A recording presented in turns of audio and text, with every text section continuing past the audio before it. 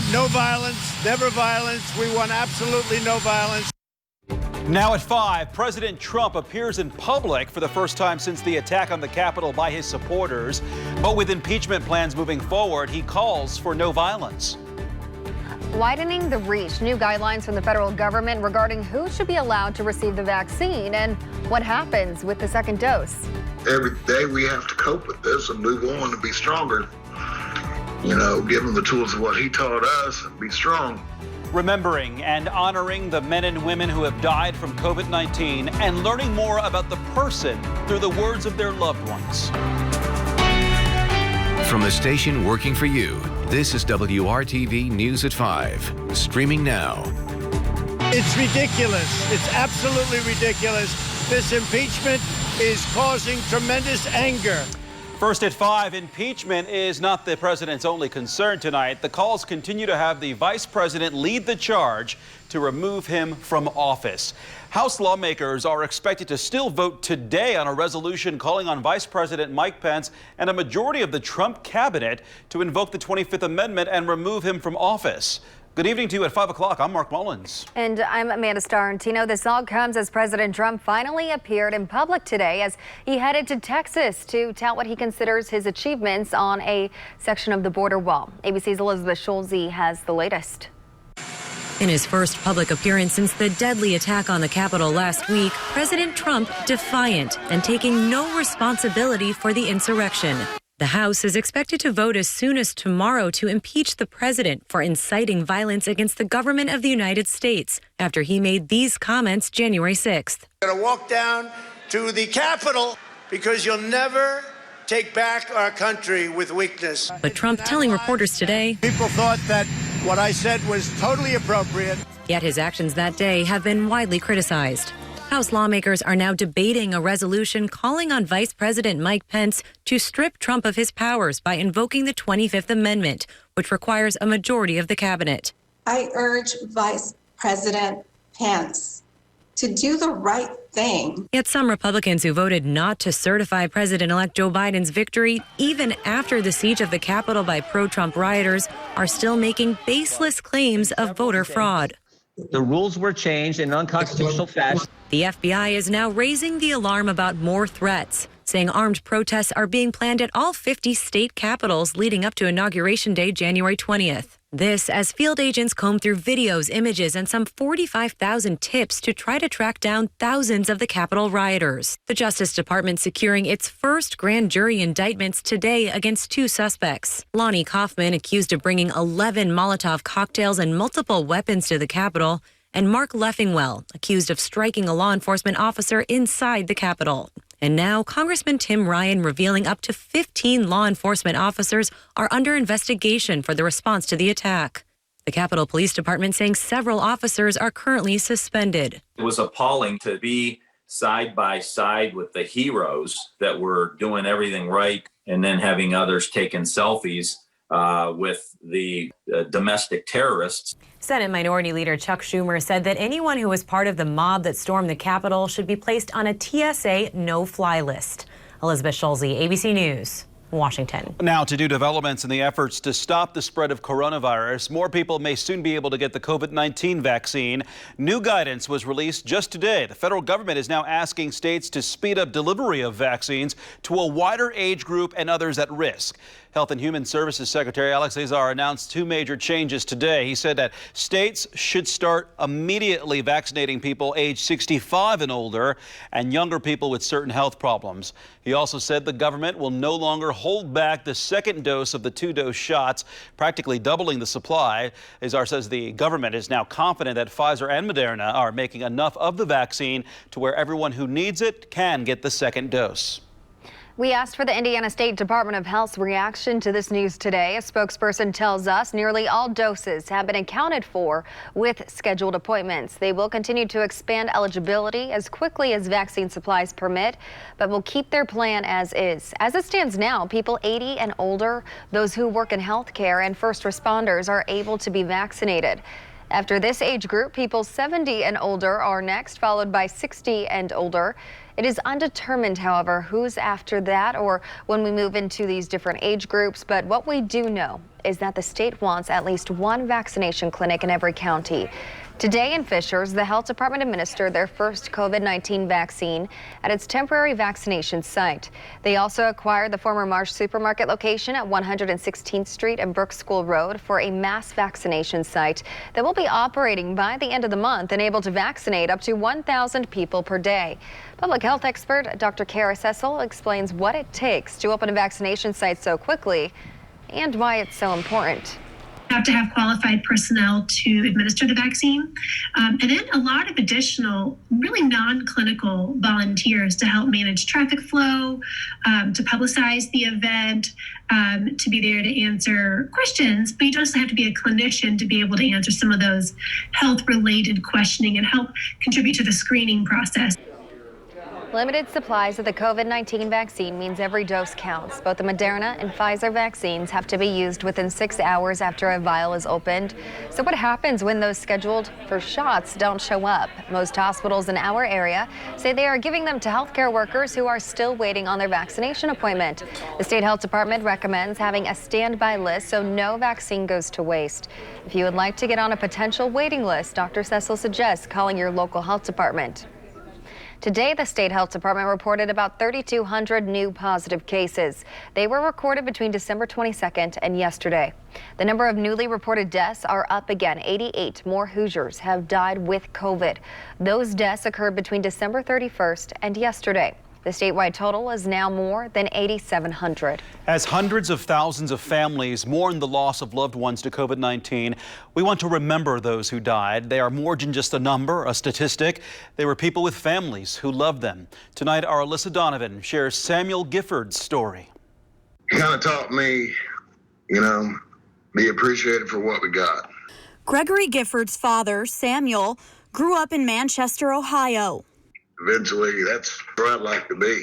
Peaceful, calm, really nothing there, just a lot of beauty. Moving to Marion, Indiana, when he met his wife, Gregory, one of their 3 children.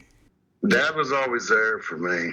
A retired glassmaker, Gifford loved to play guitar, a skill he passed on to his son. I don't know, it was just a gene trait or something born with or something. Music, always one of their bonding interests. Loved his music. He played his guitar, and I play, and my son plays. That generational bond cut short last year when Gifford caught COVID-19 while living in a nursing home. We couldn't get in to see him. It was hard. It's hard for anybody who has to go through that. The 84-year-old was transferred to a hospital where his children were able to see him one last time. Me, my brother, and my sister went in, and that was the last time. And I shook his foot, and I said, Dad, wake up, we're going fishing. He opened his eyes. They had him on that respirator. And I knew he heard me. He was looking. And that was it. Though months have passed, the loss still feels so fresh for his son. I miss him every day. I wanted to know that he was a good man. I feel sorry for anybody who loses their father, their mother, a child, or anybody. It just hurts. I'm Alyssa Donovan, WRTV. Well, thousands of Hoosiers have died since the coronavirus pandemic began. We are asking for your help to put names and faces to numbers. If you've lost someone close to you, connect with us. We want to share their story so that those taken from us are never forgotten. You can reach us at facesofcovid@WRTV.com. 5:08 on this Tuesday, and I should say sunny Tuesday. Did you have to scramble to find your sunglasses? You really haven't needed those over the last 10 days. Temperature 40 in Indy. Right now, Kokomo's at 37. Temperature Shelbyville in the 40-degree range, as well as Muncie. Skies will stay clear early this evening. The wind tempered the warmth a little bit. Temperatures did make it into the low 40s, but it felt cooler because of that crisp wind gusting over 20 miles per hour. The wind will stay breezy tonight, southwest 10 to 15. The temperature by the time we get to 10 o'clock into the lower 30s. We'll see mid and high level clouds increase as we go through the overnight. There are your wake up temperatures in the morning in the upper 20s, and here we go again. 45 for the high tomorrow. Not quite as windy, but still a southwest wind around 15. Where we go from temperatures in the mid 40s coming up. The Colts will have some big shoes to fill on the offensive line today. Anthony Costanzo announced that he is retiring from football. The 10-year veteran tackle spent his entire career with the Colts after getting selected in the first round of the 2011 draft. He still had one season remaining on a contract extension he signed last year, but instead he is leaving the game after missing significant time with injuries the last 2 years, including season-ending ankle surgery this past season. Yeah, I guess the decision, I waited to make the decision finally, obviously after the season here. But, I contemplated it last year and, I've kind of been thinking about it and trying to evaluate things. And yeah, it just seemed that it was the right time. And you know what, after doing it, and I'm very, very pleased with my decision. I feel good about it. Costanzo was the last player on the Colts roster that played with Peyton Manning and was drafted by former GM Bill Polian. The Indy sports calendar already has a big event on the schedule for 2022. The College Football Playoff National Championship is coming to Lucas Oil Stadium. Today, the committee leading the way kicked off its countdown 1 year away. It is just another in the long list of big-time college championships hosted by the Circle City. Miami hosted last night's game, which saw Alabama defeat Ohio State. They had a crowd of just 20% capacity there due to the pandemic. But Indy's organizers are making plans for as many as 100,000 fans to visit downtown a year from now if everything works out. What our approach has been is we're going to plan this event as though it's going to be happening the way that we want it to happen, and then putting contingency plans behind that associated with what the public health environment may be, what the weather may be. But our initial plan is to go big. The CFP final will have an impact that goes far beyond a football game. WRTV's Brad Brown will have that story for us coming up tonight on the news at 6. Still ahead on WRTV, the move to make Monument Circle a safer place for everyone and how it could lead to help for those who really need a roof over their heads. It's time to start thinking about Girl Scout cookies. Still ahead here, the new way you can order in the middle of a pandemic so you can still help the Scouts and stay safe. Insurance plans. Call now. Tonight, there is a different look on Monument Circle. People who have lived in encampments downtown have had their belongings taken elsewhere. Noon today was the deadline for people experiencing homelessness who were staying on the Circle to move away from the area. The city and Metro Police say it's a matter of public safety. IMPD is among more than 20 organizations who have been working with the homeless to help them store their property and find new places to stay. Police say the plan was to not forcibly move anyone today. Well, that is not our intention whatsoever. This has been a resource-centric operation from the beginning, and it will continue to be so. DPW will be on standby with us so that people that have property on the Circle still that have not had an opportunity to have that moved and stored for them. But I think it's also important for people to understand that individuals have a constitutional right to be in public places. People who had belongings on the Circle were given the chance to store them in secure bins at the Department of Public Works for up to 60 days.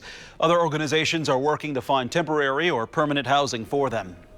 It's January, so that means it's Girl Scout cookie time. But like so many people and organizations, the Scouts are making adjustments so girls can still sell their cookies safely in the midst of a pandemic. The Girl Scouts of Central Indiana announced today that they are participating with food ordering and delivery platform Grubhub.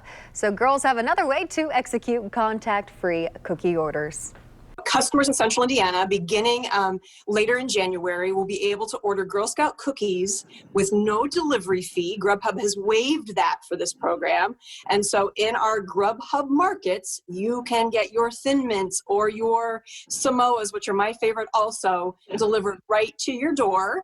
And we're also excited to announce that American Dairy has decided that the first set of customers from each Grubhub location will also maybe get some cold milk along with their cookies or some unique prize like that. So yeah, so we're super excited for this innovative partnership, and girls are involved in the Grubhub.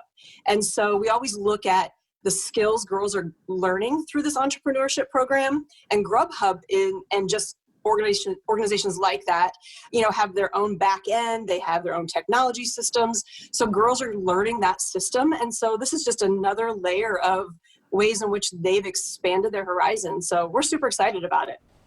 I think we all are too. Grubhub sales start January 22nd. Starting February 19th, you'll see socially distant or contact-free in-person cookie booths at places like Kroger and Walmart.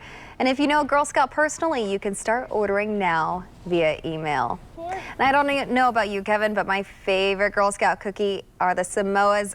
So good just thinking about it. What about you, Kev?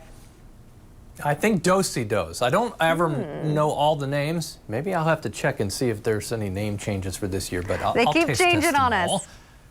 They do. Cookies are cookies, though, when it's all said and done. Okay, let's show you White River today. Let's call it the Bright River, as sunshine finally reflecting off water surfaces that aren't covered by the ice, but that still does the job a little bit. Certainly, we've thinned any ice that exists because of temperatures that, for the first time in over a week, have made it into the 40s. You love the sunshine today? We'll get back to some sunshine again during the day tomorrow. These are the metro area temperatures: 39 in Plainfield, 42 in Castleton. Other temperatures down in Johnson and Morgan County also in the low 40s. Temperatures along the Ohio River, low 40s in Evansville to a cool 36 in Peru and Fort Wayne. Skies will be clear this evening, but we'll pick up a few more mid to high level clouds overnight. Temperature trend the next 3 days. The downfall starts Friday. Tomorrow and Thursday still about 10 degrees above average for this time of year. Then colder Friday, cold enough that we do expect some snow showers across the Midwest and the Hoosier State. During the day tomorrow, the wind out of the southwest at about 15, temperatures pushing their way toward the mid 40s during the afternoon. There's your wind, that southwest direction grabs hold of some warmer air and continues to push it into central Indiana. Won't be quite as gusty as today. What changes Thursday? The clouds will increase, will stay dry, but those clouds are in advance of the developing weather system that will bring the colder temperatures back to the Hoosier State and the first precipitation in like 10 days. We'll pick it up at 1 o'clock Thursday afternoon. You'll see that first wave circulate through overnight Thursday night into Friday morning, then a break, then they develop in the afternoon hours in the colder air, snow showers anywhere across the northern half of the Hoosier State.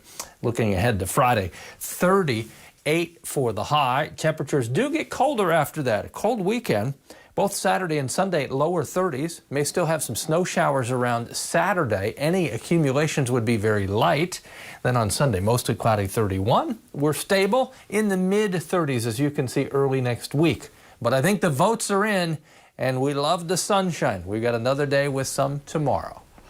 I love the sunshine, so I'm all down with that. Hey, the dreams of becoming a multi-millionaire start once again tonight with the first of 2 huge lottery jackpots just waiting to be won. Tonight's Mega Millions jackpot is up to $615 million, and tomorrow night's Powerball jackpot is up to $550 million. The odds aren't great. That's 1 in about 292 million of winning the top Powerball prize and 1 in about 302 million for Mega Millions. Hey, good luck if you choose to play. Coming up, if you're getting bored watching Netflix, we'll show you how you can bring local entertainment to your living room and support local artists at the same time. Forecast on your time.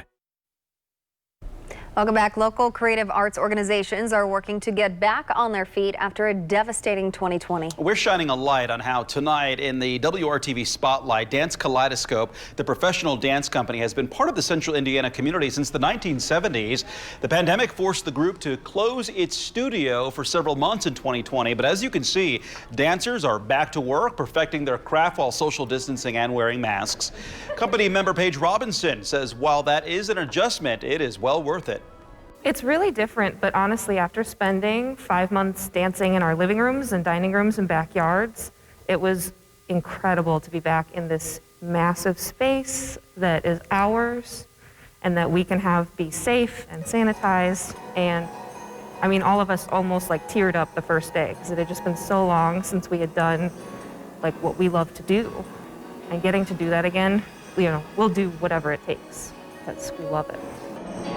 The massive space she mentioned is this new studio on the Near East Side of Indianapolis. It opened in August and is the company's first studio of its own.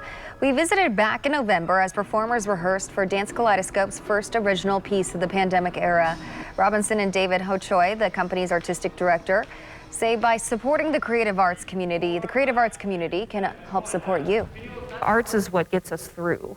The arts is our humanity and it's our heart. And so I feel like hopefully people can reach to the arts and support the arts so that we're there through this, but we're also there when we come into whatever new normal is. I know that it's important to put food on the table and put clothes on your back and to educate your children, but you have to remember that your children, when they grow up, they need to be inspired, and as they're growing up actually, they need to be inspired by something, and that is the arts. And so the arts are really, really, really important in terms of the quality of life that we're living, and let's not neglect them. The Dance Kaleidoscope performance called A New Dawn is available to stream now through January 24th. For more information, go to WRTV.com and click on this story. The pandemic is to blame for a lot of job losses in Indiana, and we're finding out some people haven't received their pandemic unemployment assistance. All new at 6 o'clock here, we are working to figure out why and what's being done to get that assistance to those who need it. And coming up at 5:30, making a very personal crisis public. The young man sharing his story in hopes of helping others.